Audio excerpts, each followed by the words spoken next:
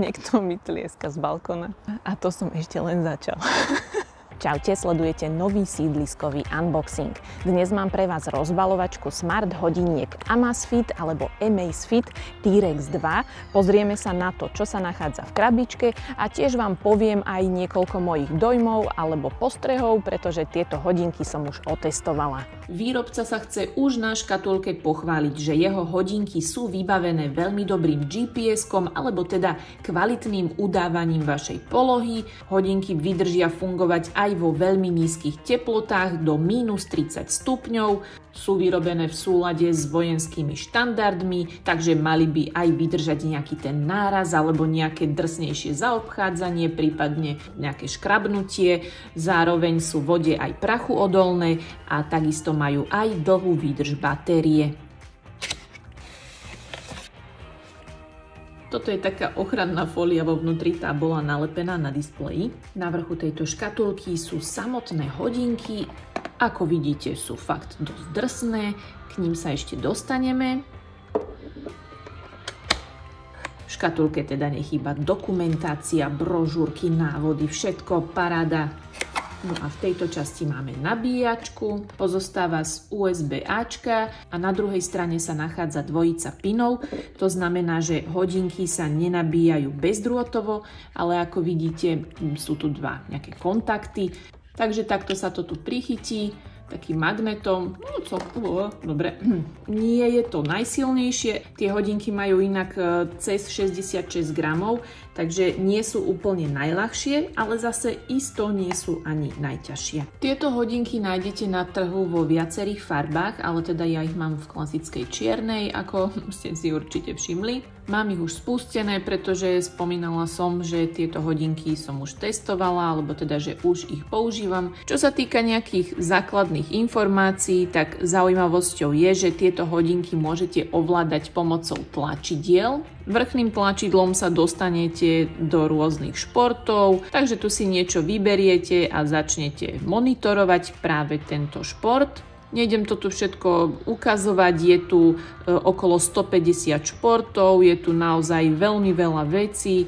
Myslím si, že dosť veľa ľudí si tu príde na svoje. Nechýbajú ani najrôznejšie také chuťovky, tak treba sa tu len pohrabať. Naspäť idem potom buď takýmto potiahnutím prstom, alebo môžem ísť aj tlačidlom back.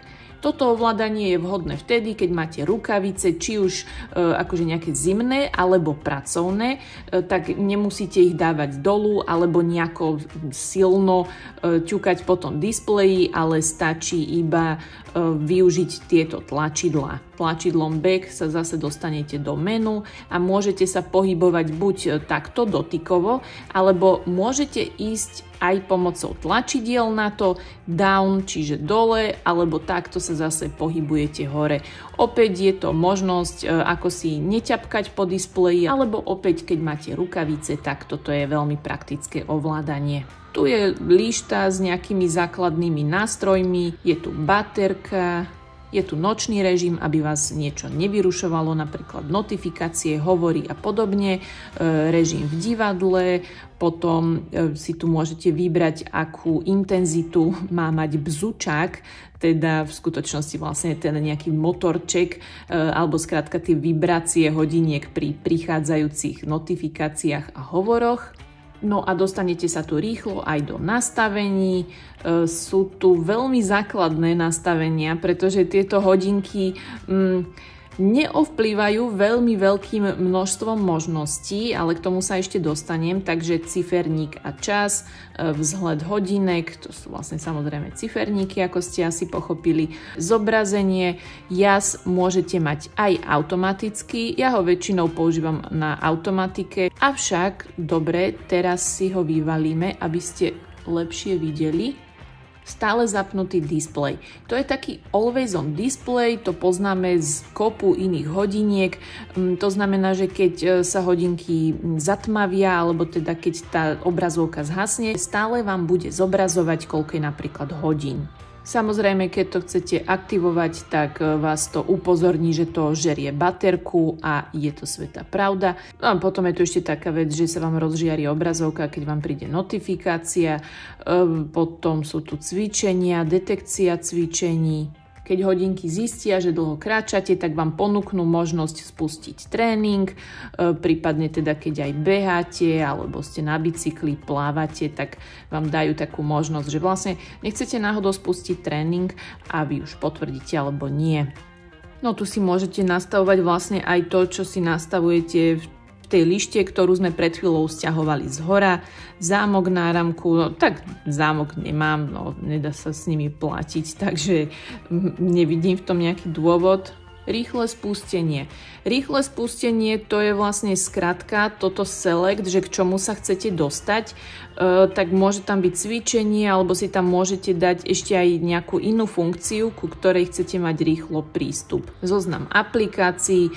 Tuto len si vlastne môžete posúvať tie aplikácie hore-dolu, akože ich môžete takto nejako posúvať, presúvať, ale to je všetko. Ešte k apkám sa dostaneme. Riadiace centrum, tak to je presne tá vrchná lišta, že čo tam chcete mať, môžete tam prípadne niečo pridať. Jazyk hodinek. No, ja som tu slovenčinu nenašla v tejto chvíli, je tu angličtina, čeština, slovenčina. Aha. V tejto chvíli som našla aj slovenčinu, takže oplatilo sa robiť tento sídliskový unboxing. Čiže toto boli také základné nastavenia, ale celkovo sa do menu dostaneme týmto tlačidlom a také hlavné menu máme tu. PAI to je Physical Activity Index, čiže je to index vašej telesnej aktivity a tie hodinky vás vlastne hodnotia za to, ako ste aktívni.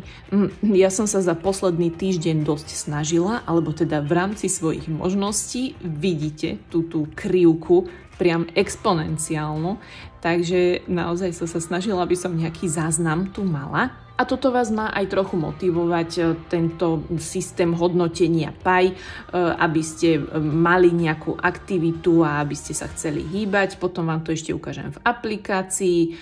Aktivita, tu sú vlastne tie športy, ku ktorým sa dostanete aj pomocou, v mojom prípade toho tlačidla Select. Aktivity, tu je história mojich aktivít, takže napríklad, takto do boku, tu vidíte, že som niekde kráčala, akou rýchlosťou som išla, koľko som prešla, sú tu ešte nejaké údaje, to všetko ale si potom podrobnejšie môžete pozrieť v aplikácii, stav cvičenia, regenerácia 0 hodín.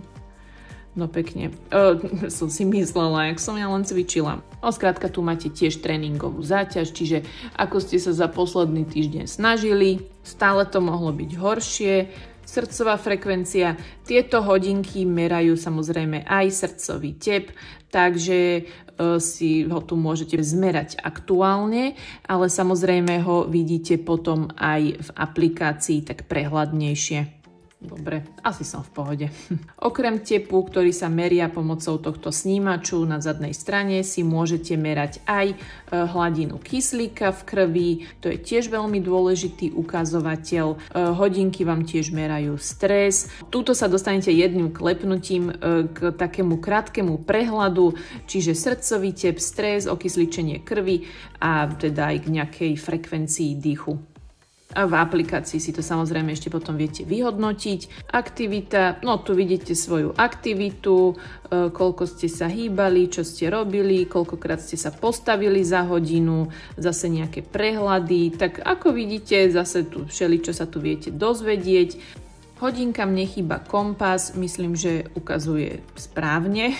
Je tu barometer, takže tu nájdete tlak vzduchu, nadmorskú výšku. Okrem toho je tu aj počasie. Počasie je tu vďaka prepojeniu s mobilnou aplikáciou. Hodinky slúžia iba ako ovládač hudby, nie samotný prehrávač v tom zmysle, že do hodiniek hudbu nenaimportujete, čiže v tomto smere sú tie možnosti také okresanejšie. Môžete si tu nastaviť budík, je tu aj kalendár, avšak akože neviem si ho nejak synchronizovať s mojím kalendárom, respektíve neukazuje sa mi tu nič, čo je pre mňa trochu zaujímavé. A viac tu ešte nájdete ďalšie drobnosti. Celkom sa niekomu môže hodiť aj tento ovládač fotoaparátu, alebo teda spúšte, takže keď si chcete spraviť fotku, tak iba pomocou tohto tlačidla vlastne sa odfotíte. OK, na to, aby hodinky správne fungovali, potrebujete aplikáciu, alebo teda lepšie povedané, potrebujete na to telefón s aplikáciou. Aplikácia sa volá ZEP. A tu už si pozeráte svoje záznamy. Prepojenie s appkou je úplne jednoduché, idete len do profilu a tuto dáte moje zariadenia. Ja už tu mám nejaké, čo som testovala, ale vy dáte iba pridať a potom už teda napríklad hodinky. A tu už si nájdete nové zariadenie, alebo teda pridať a vyhľadáte si hodinky alebo náramok alebo už teda nejakú vecičku, ktorú chcete vložiť, pridať do tejto aplikácie. Celkovo v rámci aplikácie tu nemám nad čím veľmi mondekovať. Je tu v takýchto oddeleniach alebo kartách nejaký prehľad presne toho, čo tie hodinky merajú. Čiže sú tu kroky, vidíte tu takto prehľad deň, mesiac alebo teda aj za rok. Vidíte tu, že niečo od apríla som testovala, nie sú to T-Rexy, ale predtým som ešte mala tieto Amazfit GTS 3. Takže tu je nejaký váš deň alebo nejaká vaša aktivita v jednom dni. Tu máte pekne spravený prehľad o vašej srdcovej činnosti, stav cvičenia, dobrý, k tomu nemám úplne čo povedať, ale jednoducho toto všetko vás po troške hodnotí, ako sa hýbete a ak chcete spolupracovať s týmito hodinkami a ak chcete spolupracovať s touto aplikáciou, tak naozaj vás to môže namotivovať, aby ste ďalej cvičili a teda sa nejako venovali aj svojmu zdraviu. Toto je zase ten systém Pi, čo som spomínala. A inak vy môžete Body Pi získavať nielen za to, že sa reálne teda hýbete ako tak bežne počas dňa alebo máte nejakú aktivitu, nejaký tréning, ale body môžete získavať aj tak, že spolupracujete s tou appkou. Ona vám dáva rôzne výzvy. Choďte na pol hodinu na bicykel a za to vás zase nejako oboduje. Som pripravený. Nikdy som nebola pripravenejšia. OK, čiže to sú Body Pi, sú tu aj samozrejme spálené kalórie, tu vidíte zoznam svojich aktivít, čiže ako ste kráčali, behali, neviem čo robili. Ja rada tancujem, takže som si zatancovala, ale tento záznam je pomerne chudobný, tu vidíte vlastne len srdcový tep a ako GPS-ko ani nič také tu v tomto zázname nie je, takže to je trochu nuda. Ale mám tu napríklad nejakú chôdzu, ale toto by som vám chcela ukázať, že tieto hodinky majú podľa mňa veľmi presné GPS. Kráčala som, 3 koliečka, 3,06 km a tuto bol taký nový chodníček, teraz náš Trkovci spravili a ja som kuštík išla po ňom, lenže keďže tam bolo dosť veľa bežcov a samozrejme tým, že som kráčala, ale nebehala, tak som presne fakt v tejto časti trate som zišla z toho chodníčku a teda som išla na normálny chodecký chodník, chápete, jak to myslím? A tu som ďalej pokračovala a tak ďalej, ale úplne jak to krásne vykreslilo, ešte aj tuto tento bobek, ja viem, že to urobí viacero hodiniek a podobne, ale úplne, že toto tu zaznamenalo len jak som prešla z toho jedného chodníku na druhý, že to ma fakt zarazilo, fakt, že hneď na začiatku úplne je to vidieť a potom sú tie čiary aj tak veľmi presne zakreslené, ako oni nejdú túto úplne cez seba, ale je možné, že ani ja som neišla úplne po tej istej stope. Pointa je, že podľa mňa to je fakt veľmi presné. A inak aj teraz, že bola som na takej turistike, a tu som si na chvíľu vypla GPS, lebo som čakala tuto na parkovisku proste na niekoho a potom, keď sme sa pohli ďalej, tak som presne, že úplne o pár krokov ďalej, že som neišla presne z toho miesta a fakt, že presne mi to tu zobrazilo, no skrátka sa mi to zdalo, že GPS bolo veľmi presné podľa mňa na týchto hodinkách. Avšak ešte vám poviem takú blbosť, že Tieto hodinky testoval alebo ešte testuje aj Ríšo. S ním mávam ten podcast Digitálky, možno ste ho zachytili, keď nie, tak vám dám odkaz. A na margo GPS tiež zdalo sa mu presné, ale on potom, keď použil GPS v rámci plávania pri otvorenej vode, tak vo vode mu to GPS-ko ukazovalo úplné blbosti.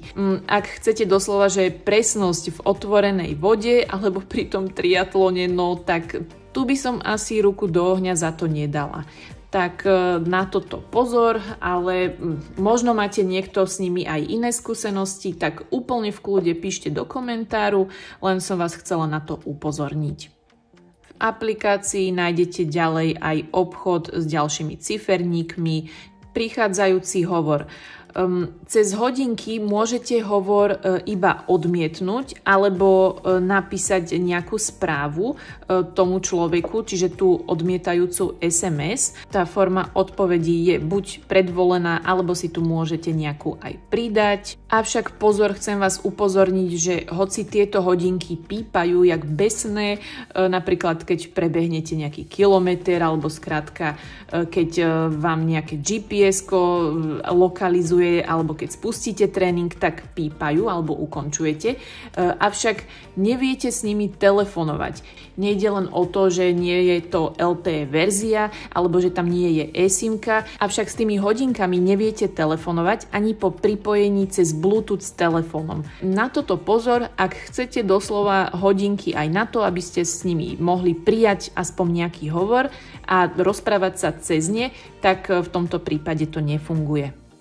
V tejto apke si tiež nastavíte, ktoré upozornenia vám majú chodiť na zápestie.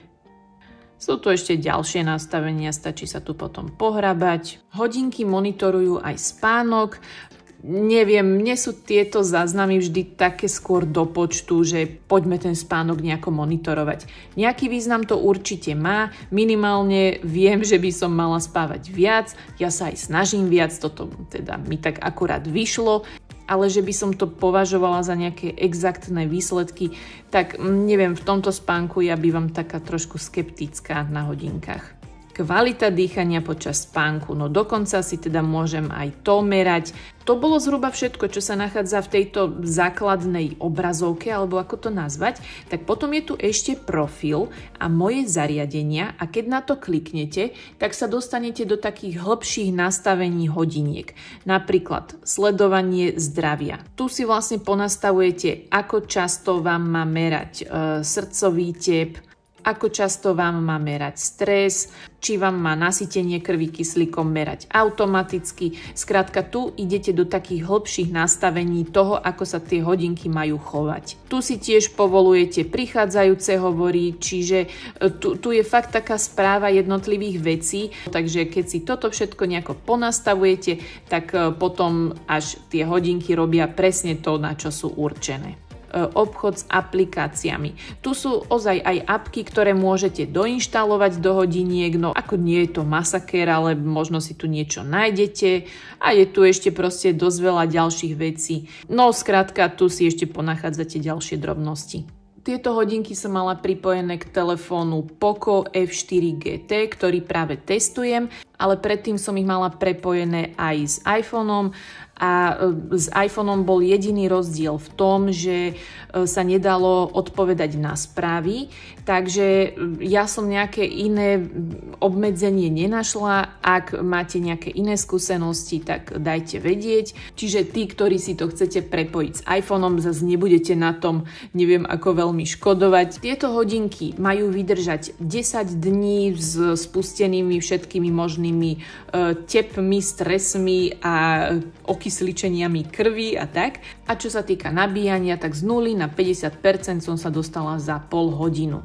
To bolo celkom dlhé videjko, viem, ale chcela som sa vyrozprávať o tom, čo som zažila s týmito hodinkami a aby ste aj vy mali nejaký taký ucelenejší pohľad na to, čo dokážu. Ak chcete, tak celú recenziu týchto hodiniek nechám aj na linku pod týmto videom a tiež môžete sledovať aj náš podcast Digitálky, ktorý máme s Rišom z kanálu Fony.sk, kde sme sa o týchto hodinkách dostatočne narozprávali. A to už je odo mňa všetko. Ak chcete, môžete sledovať aj môj Instagram. No a vidíme sa niekedy na budúce v ďalšom sídliskovom unboxingu.